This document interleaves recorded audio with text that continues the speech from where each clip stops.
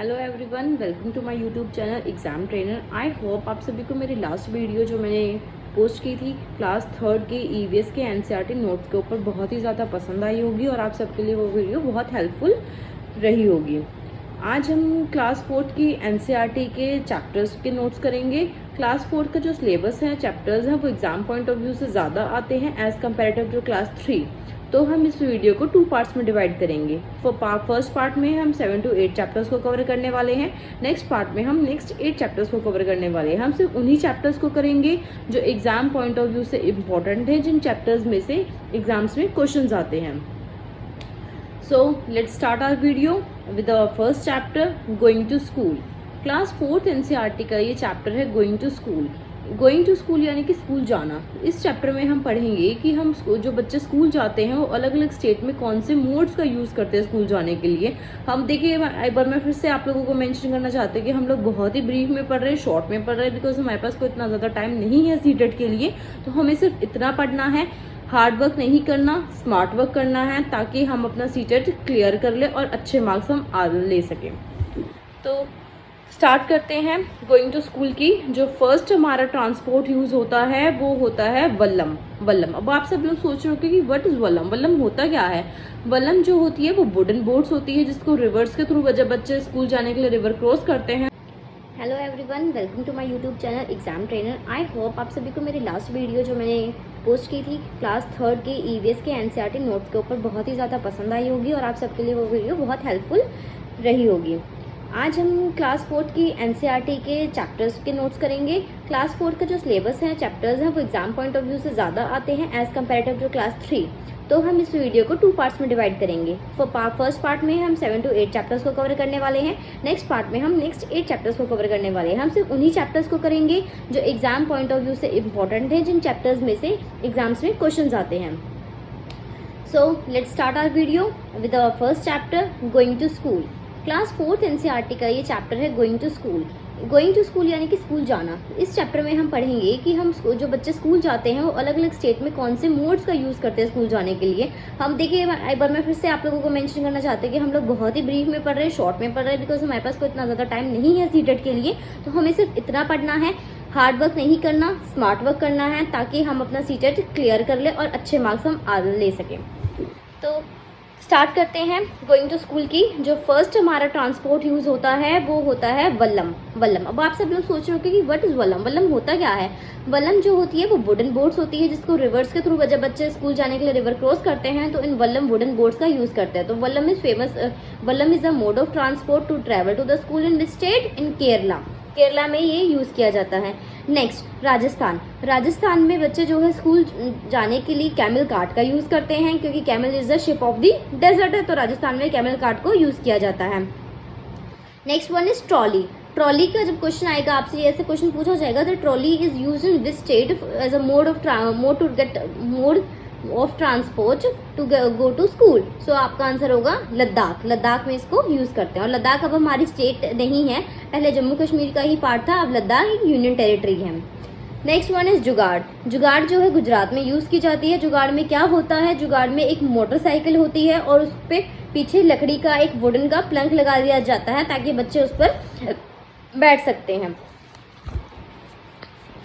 इसी के साथ हमारा फर्स्ट चैप्टर फिनिश होता है। हमारा नेक्स्ट चैप्टर है year two year. Year two year, इसमें हम डिफरेंट टाइप्स के ईयर्स की शेप्स के बारे में पढ़ेंगे कि कौन से एनिमल्स की ईयर की शेप कैसी होती है। सबसे पहले आता है fan like year. Fan like year जो है वो आपका एलिफेंट में देखने को मिलता है। Next one is leaf like year. Leaf like year किसके अंदर होता है? रैबिट के अंदर होता है। क्वेश्चन नेक्स्ट आता है कि ईयर्स ओवर हेड। हेड के ऊपर ईयर्स आपके कौन से एनिमल में देखने को मिलते हैं? तो इसके ऑप्शंस आएंगे कंगारू एंड जिराफ। कंगारू और जिराफ में जो ईयर्स होते हैं वो हेड के ऊपर होते हैं। इसके ईयर्स के ऊपर इसमें से 3 ही क्वेश्चंस बनते हैं। Next one is the name any 2 egg laying mammals. Egg laying mammals के नेम आपको लिखने पड़ेंगे। उसमें क्वेश्चन इससे ये भी आता है। तो इसमें 2 मैमल्स आएंगे, एकिडना और प्लेटिपस।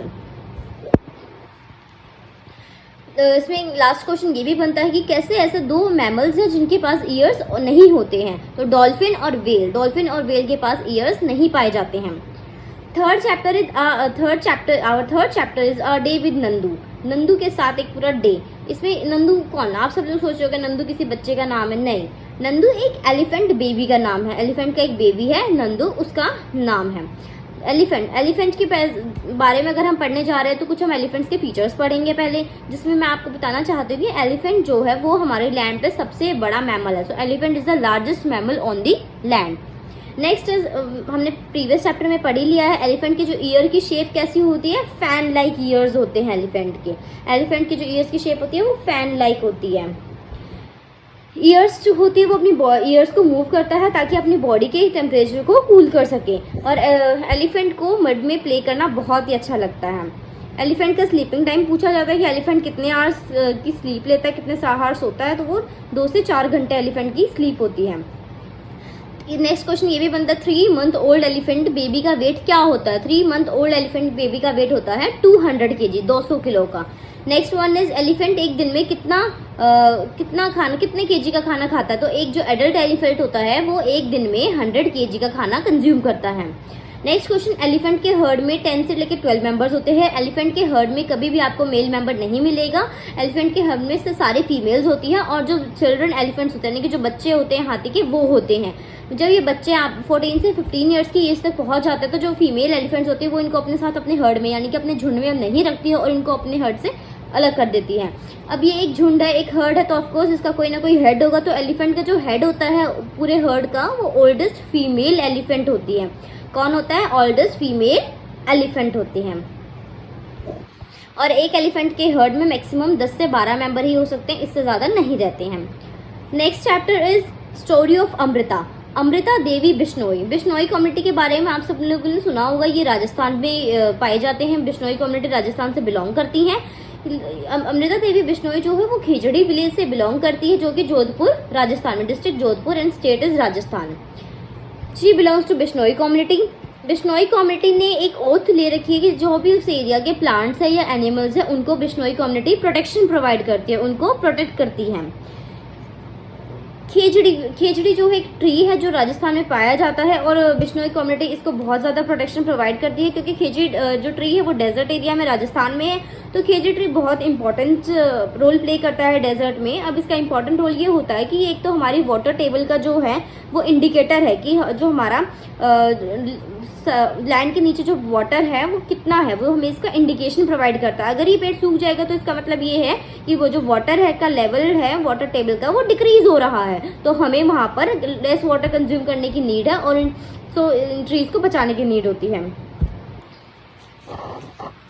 जैसे कि अभी यहाँ पे ट्री प्रोटेक्शन की बात की गई है तो इन्वायरमेंटल से प्रोटेक्शन की बात की गई है, उसी तरह एक आपके दिमाग में कुछ मूवमेंट्स आएंगी, जैसे चिपको मूवमेंट है या एपिको मूवमेंट है, तो ये भी जो है ट्रीज को प्रोटेक्शन के लिए, अपने नेचर को बचाने के लिए की गई थी। तो मैं इसके लिए एक शॉर्ट में आपको बता देती हूँ, क्वेश्चन पेपर में आ जाता है। चिपको मूवमेंट कहाँ पे स्टार्ट हुई थी? चिपको मूवमेंट स्टार्ट हुई थी आपके गढ़वाल उत्तराखंड में। गढ़वाल उत्तराखंड से चिपको मूवमेंट बिलोंग करती है। किसने स्टार्ट करी थी? चांदी प्रसाद भट्ट ने एंड सुंदरलाल बहुगुणा। चांदीलाल भट्ट और सुंदरलाल बहुगुणा आपके चिपको मूवमेंट से एसोसिएटेड हैं। एक एपिको मूवमेंट जो हमारा साउथ इंडिया है, साउथ इंडिया में कर्नाटका स्टेट में एपिको मूवमेंट स्टार्ट हुई थी, एंड तो इसका भी एक ही मोटिव था कि अपने नेचर की प्रोटेक्शन करना।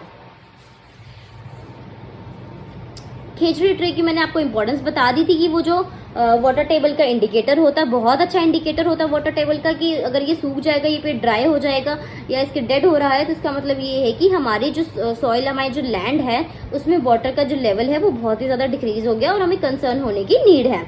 अब इस ट्री को इसलिए भी इंपॉर्टेंट माना जाता है क्योंकि इस ट्री का हर पार्ट ह्यूमन के यूज़ में आता है। फॉर एग्जाम्पल अगर हम इसकी लीव्स की बात करते हैं तो खेजड़ी ट्री की जो लीव्स है उसको एज अ फॉडर यूज़ करते हैं। कौन यूज़ करेंगे उसको? एज अ फॉडर एनिमल्स के लिए यूज़ किया। जो एनिमल्स को खाना के चारा खिलाया जाता है वो खेजड़ी ट्री की लीव्स का खिलाया जाता है। इसको एज अ फ्रूट भी हम यूज़ किया जाता है। इसकी जो बाक है उसको मेडिसिन में यूज़ करते हैं, और इसकी वुड जो है उसकी क्वालिटी ये होती है कि इसकी वुड पे कभी भी कीड़ा नहीं लगता है। Next chapter is Anita's and the honey bees. Anita Kushwaha, देखो आप 3rd से लेकर 5th क्लास तक की एनसीईआरटी पढ़ते हो तो उसमें कुछ गर्ल्स आती हैं जिनको गर्ल स्टार का नाम दिया गया है। वो गर्ल स्टार इसलिए बोली गई हैं क्योंकि उन्होंने अपनी छोटी सी एज में ही बहुत अच्छे अच्छे लोगों को एजुकेट करने के काम करे हैं या बहुत ही मतलब आउटस्टैंडिंग वर्क्स किए, इसलिए उनको गर्ल स्टार का नाम दिया गया। तो अभी हमारी 4th क्लास की एनसीईआरटी में अनीता कुशवाहा को गर्ल स्टार बोला गया है। ये जो है वो बोचाचा विलेज मुजफ्फरनगर बिहार से बिलोंग करती है। अनीता कुशवाहा गर्ल स्टार है जो कि मुजफ्फरपुर बिहार से बिलोंग करती है। इसके विलेज का नाम है बोचाचा विलेज। ये जो इंडिया में बी पाई जाती है उसको एपिस इंडिका बोलते हैं, एपिस इंडिका। और the culture of keeping bee keeping के जो कल्चर है उसको एपिस कल्चर बोलते हैं, apiculture. Culture of keeping bee को बोलते हैं एपीकल्चर। बी जो है वो आपकी अक्टूबर से लेकर दिसंबर तक एग ले करती है। बी लीची फ्लावर पर ही एग देती है। लीची फ्लावर राइस होता है फरवरी में। बी जो है वो हाइव्स में रहती हैं। हाइव्स में कुछ और एनिमल्स भी हैं, कुछ और। बी जो है आपकी हाइव्स में पाई जाती हैं। हाइव्स में पाने वाले और भी इंसेक्ट्स हैं जैसे कि आंट्स है, टर्माइट्स है, वेस्प है, ये सब भी आपके हाइव्स में मिलते, मतलब ग्रुप में रहते हैं, छत्तों में रहते हैं। ठीक है, इसमें ग्रुप जो एक बी का छत्ता होता है, बी का हाइव होता है, उसमें आपको क्वीन भी मिलती है, वर्कर मिलते हैं और मेल भी मिलते हैं। क्वीन बी की जो ड्यूटीज होती है वो होती है नेक्टर कलेक्ट करना। वो जितना भी नेक्टर है हनी फॉर्मेशन करने के लिए उसको कलेक्ट करती है फ्लावर्स के अंदर। नेक्टर क्या होता है आपको मैं यहाँ पे बता देना चाहती हूँ।